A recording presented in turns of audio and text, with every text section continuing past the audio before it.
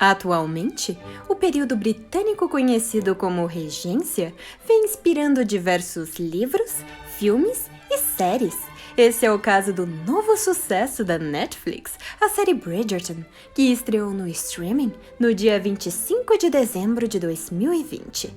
A série mostra o tórrido romance entre a jovem de 21 anos, Daphne Bridgerton, e o Duque de Hastings, Simon Basset, recheada de cenas mais picantes, por assim dizer. A produção, que é ambientada no início do século XIX, acaba por levantar questionamentos diversos, entre eles o de como teriam sido as práticas de higiene naquele período.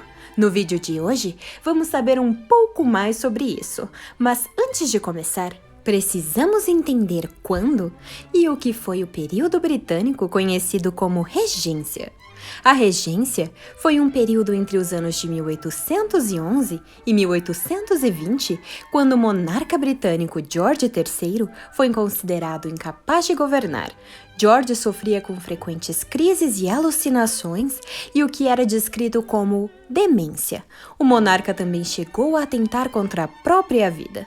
Historiadores especulam qual a verdadeira doença que afligiu George, e as discussões variam entre porfíria e distúrbios mentais. A porfíria é um grupo de doenças causadas por um acúmulo excessivo de porfirina, responsável por ajudar a hemoglobina, a proteína que transporta oxigênio no sangue.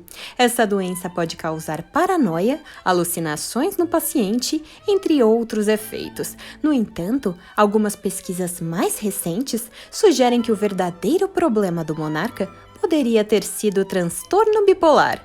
Com o quadro de George III se agravando cada vez mais, o monarca foi considerado incapaz de governar e seu filho de mesmo nome, George, o príncipe de Gales, passou a atuar como seu regente. Esse período ficou conhecido como a Era da Regência e durou até o falecimento de George III, quando o príncipe herdeiro ascendeu ao trono como George IV. É nesse período que a série Bridgerton está ambientada. Bom, voltemos agora ao assunto inicial desse vídeo. Como era a higiene durante o período da regência? A série Bridgerton nos brinda com as mais variadas cenas, desde as mais engraçadas até as mais picantes. Isso faz com que muitos telespectadores, inevitavelmente, se questionem sobre como era a higiene dessas pessoas. Eles pensam: eles fediam? Como deveria ser na hora H, sem antes poder tomar um bom banho? Eles realmente não tomavam banho? Bom, esses são apenas alguns dos tantos questionamentos. Antes de começar a falar sobre os hábitos e práticas de higiene dos britânicos durante o período da regência, é necessário falar sobre o conceito de higiene por si só e fazer uma breve retrospectiva acerca dos hábitos de higiene na história. O historiador inglês Simon Turley disse uma frase bastante pertinente sobre esse assunto.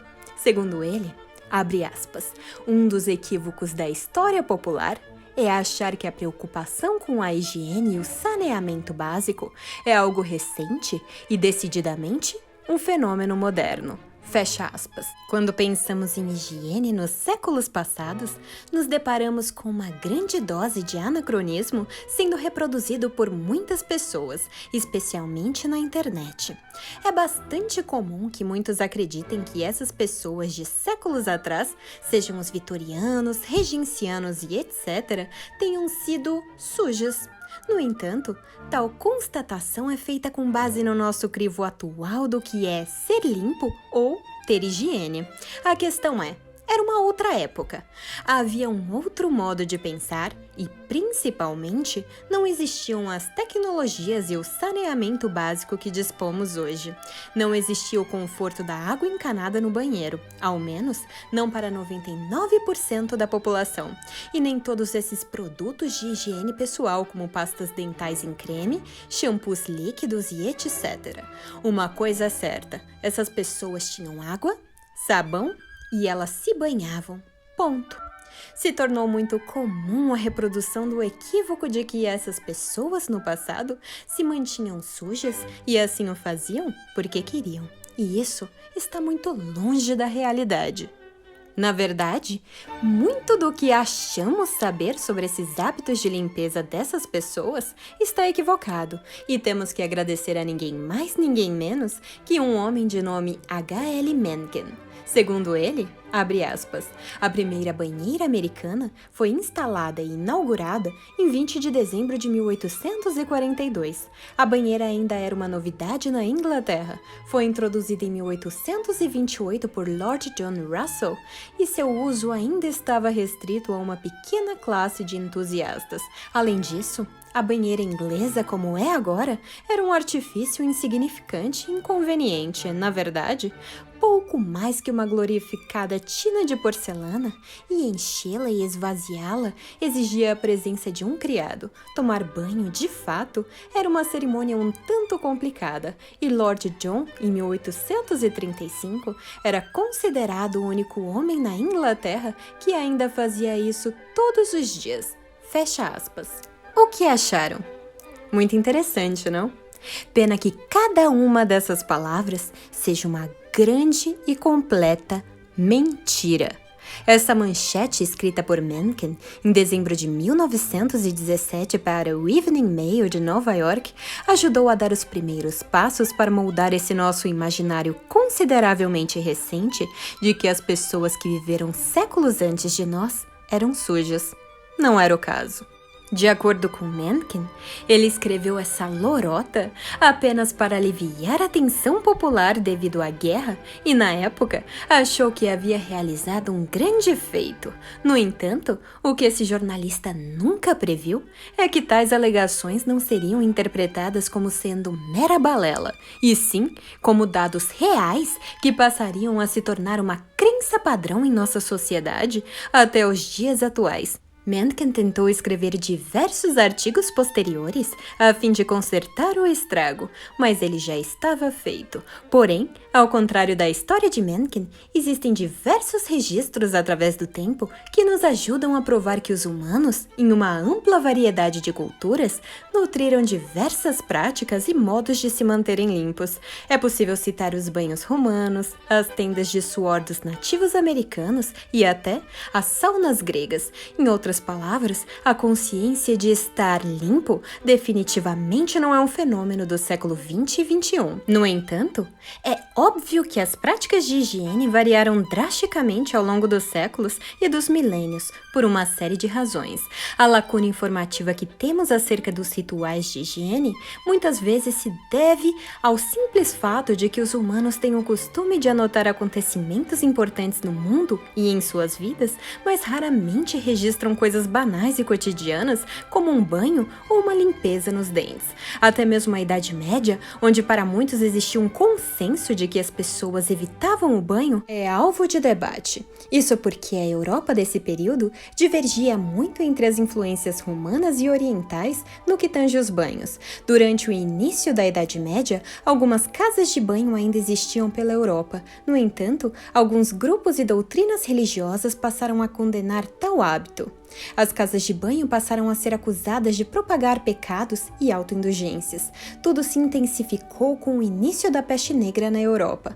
Com a grande quantidade de mortos sem uma aparente explicação e devido à precária medicina da época, as pessoas passaram a buscar respostas onde aparentemente só existiam perguntas. Uma dessas muitas respostas, por assim dizer, foi a de que a água era responsável pela propagação da doença. Com isso, grupos religiosos mais radicais começaram a declarar que a barreira causada pelas placas de sujeira na pele poderia inclusive proteger as pessoas de doenças. No entanto, é preciso dizer que a doutrina da falta de banho era considerada extremista mesmo naquela época, não sendo, portanto, algo praticado por todos.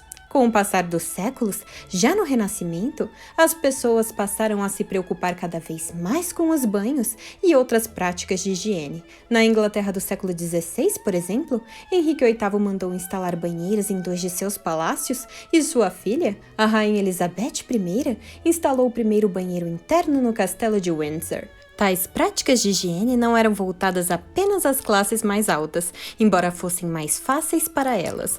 Os mais pobres costumavam usar penicos e se banhar com menor frequência, mas se banhavam. Sabemos disso porque livros de família com receitas de sabões de banho existiam em todas as camadas sociais. Aliás, o negócio do sabão na Inglaterra se tornou tão vantajoso e lucrativo que em 1622 o monarca James I concedeu um monopólio maciço a um fabricante de sabão para que ele pudesse colher os benefícios monetários. Sabões de banho, águas perfumadas, perfumes, tudo isso passou a se tornar cada vez mais comum e de fácil acesso entre as pessoas. Ok. Mas e o período da regência especificamente? Como era a higiene na época? Depois dessa longa introdução sobre as práticas de higiene através do tempo, podemos agora falar sobre os britânicos da época da regência. Durante a regência, já havia se iniciado o que foi conhecido como o renascimento das termas e locais de banhos públicos. Cidades romanas, outrora esquecidas como Bath, e localidades litorâneas como Brighton e Weymouth passaram a ser frequentadas em massa por diversos visitantes ingleses ávidos por um bom banho. As pessoas viajavam milhares de quilômetros apenas para se banhar e socializar, assim como os romanos fizeram outrora. O banho passou a representar um ritual de purificação e cura de doenças e foram se espalhando cada vez mais pela Inglaterra e resto da Europa. Porém, embora existissem termas, locais de banhos e spas diversos, o banho diário dentro de casa não era exatamente um costume para as pessoas durante a regência, ao menos não os banhos de imersão. A falta de água encanada em casa e a quantidade limitada de água disponível impedia a realização de banhos diários. No entanto, os banhos de banheira costumavam ser tomados ao menos uma vez por semana ou mês, dependendo da pessoa. Mas é claro que banhos de banheira não eram o único modo que uma pessoa da época dispunha para se manter limpa. Na realidade, estudos recentes mostram que o ser humano não precisa se lavar com tanta frequência para se manter limpo. O costume de sempre tomar banho de imersão corporal é uma prática que reflete o nosso tempo e que pode muito bem ser mais refutada e desacreditada no futuro. A questão é que as pessoas durante o período da regência se mantinham limpas de outros modos. Banhos de bacia, onde um pano era mergulhado em água perfumada e passado diversas vezes em partes do corpo, eram bastante comuns. Era também um hábito que as pessoas mantivessem as unhas aparadas e limpas e lavassem o rosto e as mãos todos os dias. Inclusive, existem registros de um chuveiro inglês inventado nessa época. O dispositivo em questão se chamava chuveiro inglês da regência e foi descrito como sendo um box de 3,5 metros de altura, feito de metal e pintado para se parecer com um bambu. Ele consistia em uma bacia furada de água, suspensa, com um ralo e um tanque escondido. Ele tinha um arranjo de bomba para forçar a saída da água para baixo, escoando logo depois que molhava o corpo da pessoa. O usuário vestia um tipo de touca na cabeça a fim de proteger o cabelo. Podia ser ele mulher ou homem.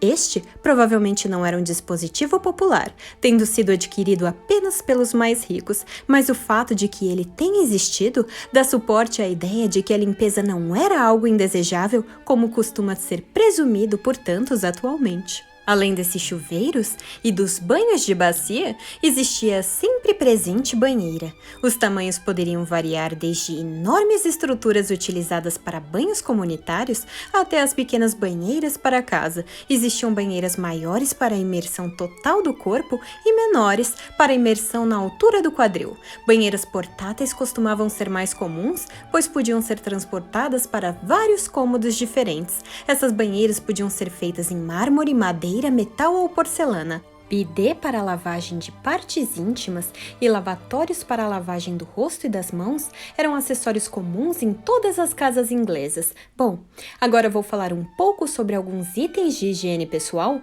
muito usados na época. O sabão começou a ser fabricado pelos ingleses no século XII.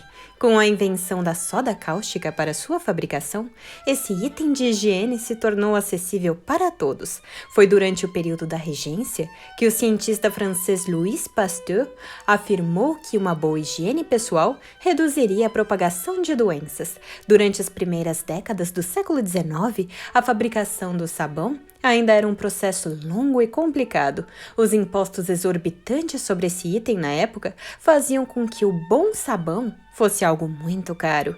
No entanto, existia sabão para todos, e a única coisa que mudava era a qualidade do mesmo. Os sabonetes usados pelos pobres eram mais macios e cáusticos do que os dos ricos. Antes do shampoo em barra ser introduzido em 1814 na Grã-Bretanha, as pessoas lavavam os cabelos com o mesmo sabonete usado no corpo. O shampoo líquido foi inventado apenas em 1927, mais de 100 anos após o final da regência. No entanto, havia pessoas que insistiam que lavar o cabelo era algo perigoso e ruim para a saúde capilar. No entanto, tais atitudes diminuíram bastante durante a regência. Porém, o costume de lavar o cabelo todos os dias simplesmente não existia. A recomendação era uma vez por semana, embora também existisse quem lavasse semestralmente. Os penteados masculinos na regência costumavam ser mais curtos, portanto, mais fáceis de lavar e mais rápidos de secar do que os longos cabelos das mulheres. Existiam produtos para deixar o cabelo mais cheiroso e até para resolver problemas como a caspa. Manuais ensinavam a temperatura adequada da água e até como secá-los corretamente. Para hidratar e condicionar os cabelos, eram utilizados óleos naturais como sândalo, laranja, semente de uva e jojoba. Eles eram utilizados após a lavagem. Para o vídeo não ficar muito extenso e cansativo, continuaremos na parte 2. Muito obrigada a todos que assistiram ao vídeo. Sigam nossa página no Facebook, Tudor Brasil, e nosso perfil no Instagram, @TudorBrasil. Esperamos vocês nos próximos vídeos. Não esqueçam, por favor, de curtir nosso canal e apertar o sininho para receber as últimas novidades. Até mais!